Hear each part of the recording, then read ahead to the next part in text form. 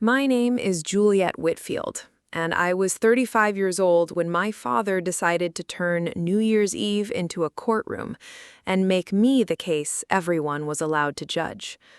We were sitting around my parents' dining table, plates still warm, glasses half full, the kind of family dinner where people smiled for photos before saying things they would never want recorded. My brother's kids were laughing in the next room. My mother was smoothing a napkin in her lap, like she already knew something sharp was coming and had chosen not to stop it. Then my father lifted his glass, looked straight at me, and said with a little laugh, "Still single at 35? Guess New Year's is just you and your regrets." A few people chuckled, because that was easier than admitting it was cruel. I kept my hand around my glass and said nothing. My mother looked at me with that cold, polished expression she saved for moments when she wanted to sound gentle while cutting deep. "Some people are alone for a reason," she said. That was the moment the room shifted, not loudly, not dramatically, just enough for me to feel 8 years of silence rise in my chest all at once. My father leaned back, satisfied, like he had finally said what everyone else was thinking. So I set my glass down carefully, looked at him across the table, and smiled. "I'm not alone," I said. "I've been married for years. You were simply never invited." My mother's face went pale. My brother stopped chewing. My father's smile disappeared so fast it almost looked painful. Then his palm hit the table hard enough to shake the silverware. "Explain yourself, now." And for the first time in my life, I was ready to. But before I tell you what happened after that, tell me where you are and what the weather is like. I just want to know how far my story can travel. To understand why those words landed like a match on gasoline, you have to understand the kind of family I came from. My father, Grant Whitfield, had spent most of his adult life managing a small bank branch in Greenville, South Carolina. Even after retirement, he still carried himself like every room had a ledger only he knew how to balance. He liked clean numbers, clean lawns, clean reputations, and families that looked good from the outside. My mother, Diane Whitfield, had worked for years in the front office of an elementary school, which meant she had mastered the art of smiling sweetly while judging everything, from someone's shoes to the way they raised their children. They were not monsters, that would be too simple. They paid bills on time, they sent birthday cards, they showed up at church, brought casseroles to sick neighbors, and knew exactly what to say when someone else's family was struggling. But inside our house, love always came with a shape you were expected to fit. My older brother, Caleb Whitfield, fit that shape perfectly. He married young, bought a house 15 minutes from my parents, had 2 children with his wife Marissa, coached Little League, grilled on Sundays, and posted the kind of family pictures my parents could show people without explaining anything. To my father, Caleb was proof that he had raised at least one child correctly. To my mother, Caleb's life was safe, familiar, and easy to defend. Then there was me, Juliet Whitfield, the daughter that left Greenville after college and never came back except for holidays, funerals, birthdays, and guilt. I was never reckless. I never got arrested, never asked them for money, never embarrassed them in any way that should have mattered. But I had committed a quieter crime in my father's eyes. I had built a life he could not easily summarize to his friends. I did not live nearby. I did not have children. I did not bring a husband to Thanksgiving. I did not spend my weekends sitting in the same pew, waving at the same families, repeating the same stories until they became proof of belonging. My father believed in family, but what he really meant was visibility. He wanted family close enough to photograph, simple enough to explain, and obedient enough to make him feel respected. Anything outside that frame made him uncomfortable, and when my father felt uncomfortable, he turned it into a lesson for someone else. He called it concern, he called it honesty, he called it wanting the best for me. But concern does not humiliate you in front of relatives. Honesty does not wait until everyone is watching. Wanting the best for someone does not sound like a joke designed to make the whole table laugh at their life. For years, I let him have his little comments because it was easier than starting a war over dinner. "You work too much, Juliet. That apartment in Atlanta must feel empty. Your brother understood what mattered." My mother would soften the blow without removing the knife. Caleb would look down at his plate and pretend he hadn't heard it. Marissa would change the subject to the kids, and I would smile, because that was what I had trained myself to do. I smiled through the questions about dating. I smiled through the church ladies my mother tried to recommend. I smiled when my father told me that success did not mean much if I had no one waiting for me at home.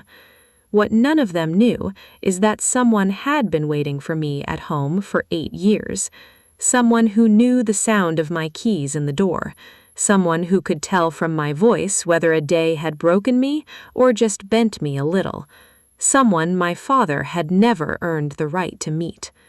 My work was one of the first things my family learned to misunderstand, on purpose. I was the director of crisis operations for a private disaster relief organization based in Atlanta. That title sounds clean when you say it quickly, but the job itself was anything but clean. It meant phone calls at 2 in the morning because a hurricane had shifted course. It meant standing in a temporary command center with 3 phones, a dying laptop battery, and a list of families who needed shelter before nightfall. It meant deciding which trucks moved first, which medical team got sent where, which county had fuel, which shelter had power, and how to stretch resources when there were never enough of them. I coordinated emergency housing, supplies, field teams, volunteer units, transportation routes, and sometimes the awful conversations no one else wanted to have. My work existed in the space between disaster and dignity. When people lost everything, my team tried to make sure they didn't lose themselves, too. I loved the work, not because it was glamorous, it wasn't. There were no perfect photos, no neat endings, no applause that lasted longer than the next emergency. Most days, success looked like a mother getting a motel voucher before her children had to sleep in a car. It looked like an elderly man receiving his medication after 3 days without power. It looked like a flooded town getting portable showers, generators, and clean water before the news trucks moved on. That kind of work mattered to me. It had always mattered to me. But to my family, it was just another sign that I had chosen the wrong life. My father used to say, "Running around after disasters is not a future, Juliet. When are you going to build something that lasts?" He said it like I was playing pretend in a costume, like I would eventually outgrow purpose and settle into the life he had imagined for me. My mother would ask whether all that stress was the reason I hadn't found anyone. Caleb once told me gently that maybe I was using work as an excuse to not face how lonely I was. I almost told him then. I almost said, "I am not alone, I am married." But I didn't, because that was the thing about my family. They didn't ask questions to learn. They asked questions to confirm what they already believed. I had tried sharing the truth of my life in smaller ways. When our organization helped relocate hundreds of families after a coastal storm, I sent a news article to the family group chat. My father replied, "Good job," and then immediately asked Caleb whether the kids had won their soccer games.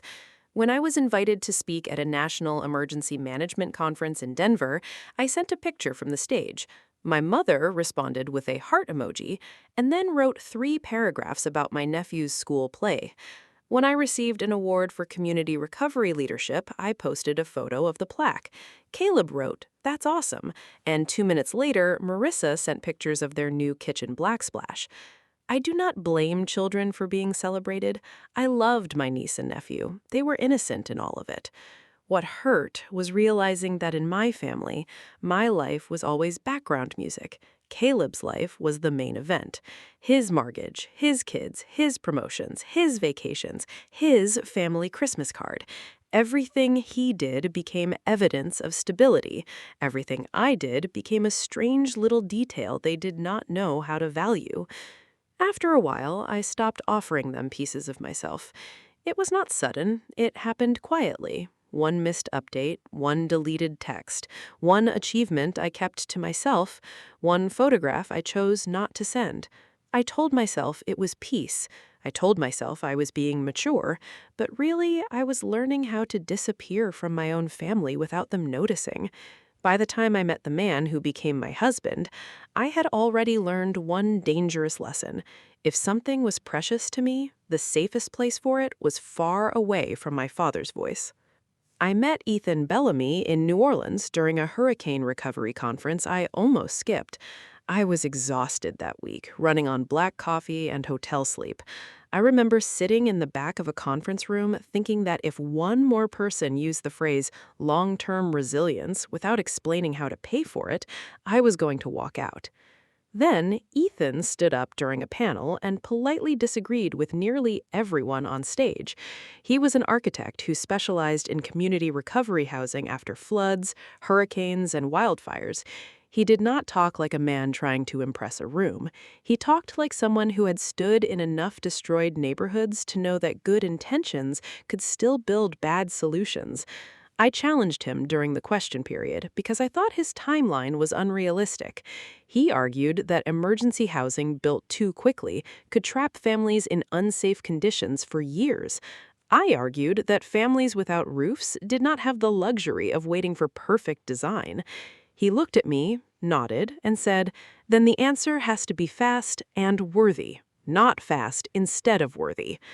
I hated how much I liked that sentence. After the panel, I expected him to avoid me. Instead, he found me near the coffee station and said, "I think we were both right, which is annoying because it means the work is harder." That was the first thing Ethan ever said to me when we were not standing in front of a microphone. I laughed before I could stop myself. We talked for nearly 4 hours, first about housing models, federal funding delays, zoning problems, and why disaster recovery always punished the poorest families twice. Then about Atlanta, New Orleans, childhood, music, bad airport food, and the strange loneliness of work that mattered too much to leave behind. Ethan had calm eyes, the kind that didn't rush people. He listened without waiting for his turn to speak. I was not used to that. In my family, silence usually meant judgment. With Ethan, silence felt like room. 7 months later, we got married in a small chapel in Savannah after a summer rainstorm. There were 11 people there, all friends, no relatives from my side except one older cousin I trusted more than most people in my bloodline. I wore a simple ivory dress. Ethan cried before I reached the front, which I teased him about for years. After the ceremony, we ate seafood at a little restaurant near the river, and the owner sent us a slice of cake because she said anyone willing to get married in that weather deserved sugar. It was not the kind of wedding my mother would have planned. There were no church announcements, no seating chart drama, no family speeches, no father-daughter dance where my father could perform pride for an audience. It was quiet, sincere, and ours. That was exactly why I loved it. People ask why I didn't tell my family. The answer is not that I was ashamed. I was never ashamed of Ethan. I was proud of him from the beginning. I didn't tell them because I could already hear what my father would do with the news. He would ask why Ethan wasn't from Greenville. He would ask whether his work took him into disaster zones instead of a stable office. He would ask whether his family was respectable. He would ask why we rushed, even though 7 months of knowing Ethan felt more honest than 35 years of being misunderstood at my parents' table. He would turn my marriage into a trial and himself into the judge. Ethan knew all of this. I told him more than I wanted to admit. One night, a few weeks before the wedding, I asked if he thought I was being unfair by not inviting them. He was quiet for a moment, then took my hand and said, "I do not need to be accepted by people who haven't learned how to respect you yet." That sentence settled something in me, not because it solved everything, but because it named the truth. My family did not simply lack information about me, they lacked respect for the information they already had. So I kept my marriage private, not hidden from shame, but protected from contempt. For 8 years, Ethan was my home, my witness, and the part of my life my father could not reach. Our marriage was not perfect in the polished, staged way people pretend online. It was better than that. It was real. Ethan and I built a life in Atlanta that did not need to perform itself for anyone. We had a small house with too many books, a back porch full of plants, and an old rescue dog named Murphy who believed every thunderstorm was a personal attack. Our schedules were ridiculous. Sometimes Ethan would be in coastal Georgia reviewing flood-resistant housing designs, while I was coordinating shelter operations 3 states away. Sometimes we ate dinner at 10:30 at night, standing in the kitchen, because neither of us had the energy to sit down. Sometimes our anniversary gifts were practical things, noise-canceling headphones, better luggage, or one unforgettable year, a generator after a storm knocked out power for half our neighborhood. But there was love in all of it. Ethan knew how I took my coffee when I was angry, stronger than usual, and in the chipped blue mug. I knew that he pretended not to care about awards, but saved every handwritten thank you note from communities he had helped rebuild. He came to my speeches when he could, always sitting where I could see him. I reviewed his project proposals late at night, circling sentences and writing comments in the margins. We weren't lonely. We were busy, tired, stubborn, grateful, and deeply together. That's what made the secrecy complicated. It protected us, yes, but protection can become a wall even when you built it for good reasons. I went home to Greenville alone for Thanksgiving, alone for birthdays, alone for my niece's dance recital, alone for my father's retirement dinner. Every time, my empty passenger seat became proof of whatever story my family wanted to tell about me. "You could have brought someone," my mother would say, as if I had a closet full of suitable men and had simply forgotten to pack one. My father would make jokes about saving money because he only had to set one place for me. Caleb would ask if I was seeing someone, then quickly add, "No pressure," which somehow made it worse. I learned to lie in small, boring ways. Ethan was a work call. Our anniversary trip was a conference. The silver band I wore on a chain under my blouse was nothing sentimental. When my mother had her 62nd birthday dinner, I drove to Greenville alone, without him, and watched my father give a toast about family being the people who show up. I remember sitting there with my hands folded in my lap, thinking about Ethan back in Atlanta eating reheated soup because I had chosen once again to not bring him into a room that would not know how to honor him. That was one of the first times the secret felt less like protection and more like punishment. Not punishment for my family, punishment for me. Ethan never demanded that I change it. That was the hardest part. If he had been angry, maybe I could have argued. If he had accused me of hiding him, maybe I could have defended myself. But he understood too much. He would kiss my forehead before I left for family events and say, "Come home when you're ready." That patience in that sentence broke my heart a little more every time. By the New Year's Eve dinner that changed everything, I was tired in a way sleep could not fix. My father had texted 3 days earlier, "Be on time. Family matters more than another work emergency." I stared at that message for a long time. That week, Ethan was in Texas helping review housing plans for a flooded rural county. He offered to fly back early. I told him not to. I said it would just be dinner, just a few hours, just one more evening of smiling through comments I had heard before. He didn't look convinced, but he trusted me. "Call me at midnight," he said, "no matter what happens." I promised I would. When I drove to Greenville, I told myself I was going because my mother had sounded tired on the phone. I told myself I was going because family was complicated and I didn't want to be cruel. But somewhere deep down, I think I knew I was nearing the end of what I could swallow. I had spent 8 years protecting my peace. I had not realized how close I was to finally protecting myself. So when my father hit the table and said, "Explain yourself, now," I did not flinch. That surprised me more than it surprised anyone else. For most of my life, that tone had been enough to shrink me. It was the voice he used when a bill was late, when Caleb scratched the car as a teenager, when I came home from college and said I might not move back to Greenville. It was the voice of a man who believed volume was the same thing as authority. But that night, the sound of his palm against the table did not make me afraid. It made something inside me go very still. I picked up my phone, opened my photos, and turned the screen toward them. The first picture was from our wedding day in Savannah. Ethan was standing in front of me in a dark suit, rain still shining on the chapel windows behind us, holding my hands like he had just been handed the future and did not want to drop it. I heard my mother inhale sharply. I swiped to the next photo. Ethan and I in Puerto Rico, sweaty and sunburned, standing beside a row of newly built storm-resistant homes.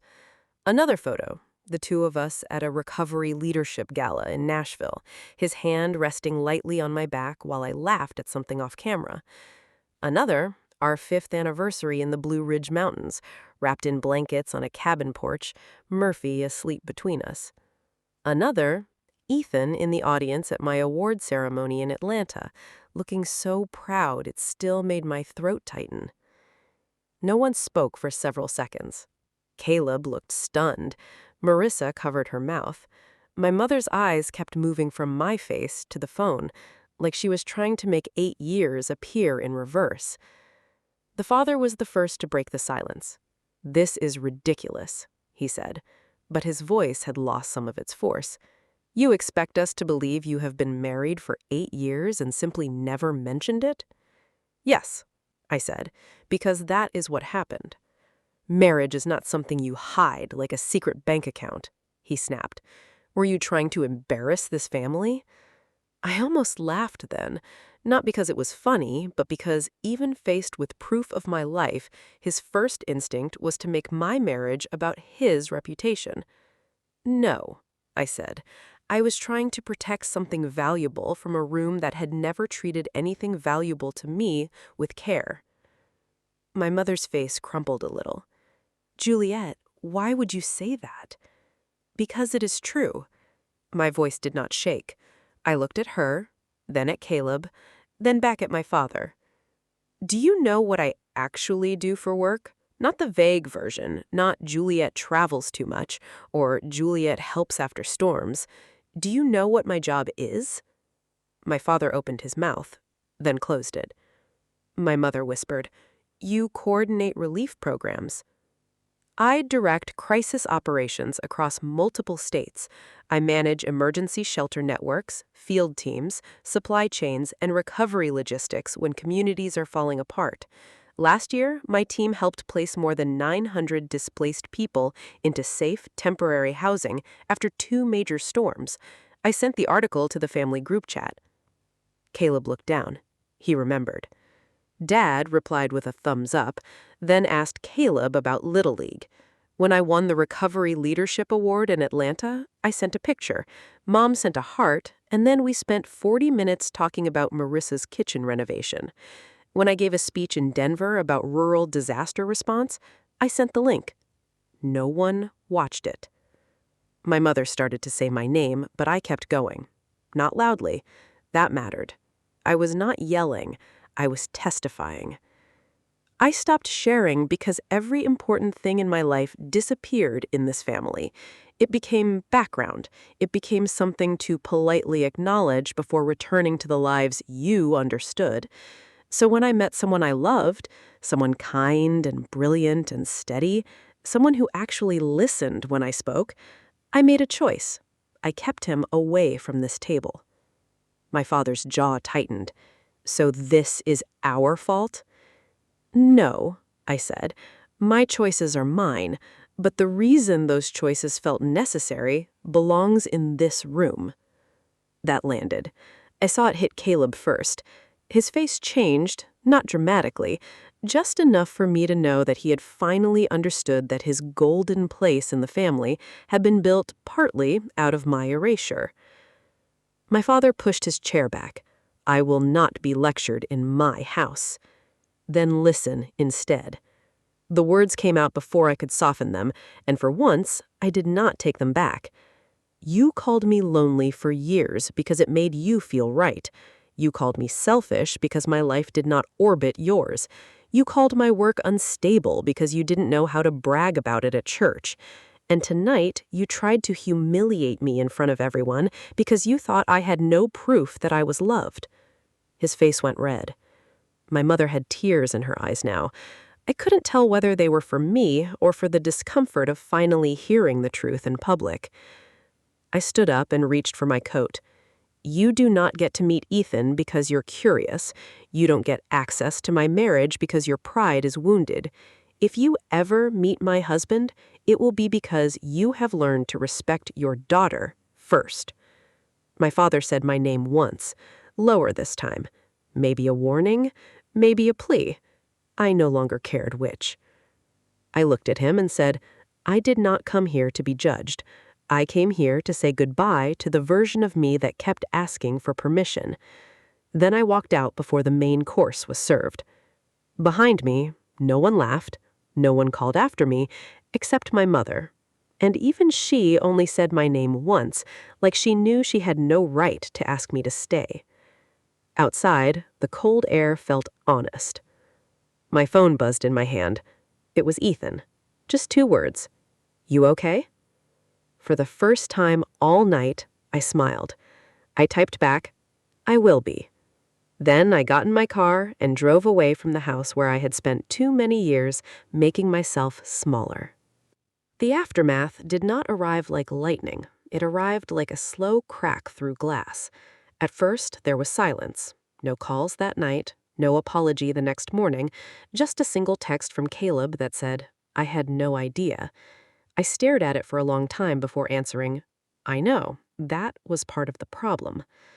My mother called the next day, but I didn't pick up. She left a voicemail that began with, Your father is upset. I deleted it before the sentence could complete. I was done treating his discomfort like an emergency. By the end of the week, the story started moving through the family, because secrets don't stay still once they escape a dining room. An aunt called my mother asking if it was true that I had been married for years. A cousin found a video of one of my conference speeches online and sent it to the family chat with the message, Juliet is incredible. Why did nobody tell us about this? That's when my father began to understand the part that hurt him most. He had not only been wrong, he had been publicly wrong.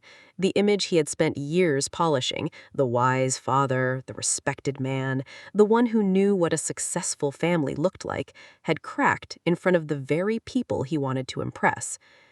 A week later, someone from his church mentioned that they had seen my organization's work featured in a regional news segment after a flood. My father, who loved sounding informed, had to stand there and admit that he hadn't seen it. For a man like Grant Whitfield, that was a punishment sharper than shouting. He had to face the fact that strangers knew more about his daughter's life than he did. My mother called again after that. This time her message was different. She didn't mention my father's feelings. She said, Juliet, I am sorry we made it easier for you to hide joy than share it. That was the first sentence that made me call her back. I didn't forgive her in that call. I need to be clear about that. Real forgiveness is not a switch someone flips because the person they hurt them finally feels bad. I asked her what she was sorry for. She cried, but she answered. She said she was sorry for letting my father turn concern into criticism. She was sorry for acting like marriage and children were the only proof of a meaningful life. She was sorry for teaching me that good news was safer when kept quiet. That was the first honest conversation I had ever had with my mother. Then she asked if she could meet Ethan. I told her I would ask him, and I told her there would be rules.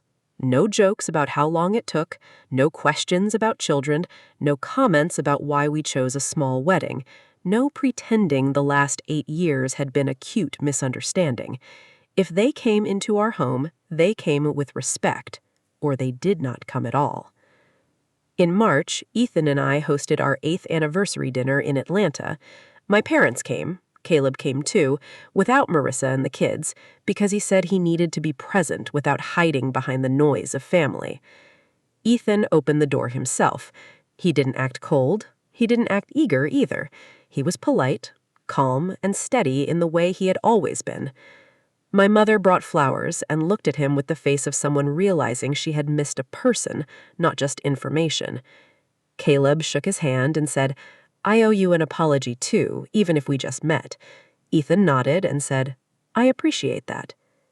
My father was the last to speak. For most of dinner, he was quieter than I had ever seen him. He asked Ethan about his housing projects, and I could tell from the careful way he phrased the question that he had done his research.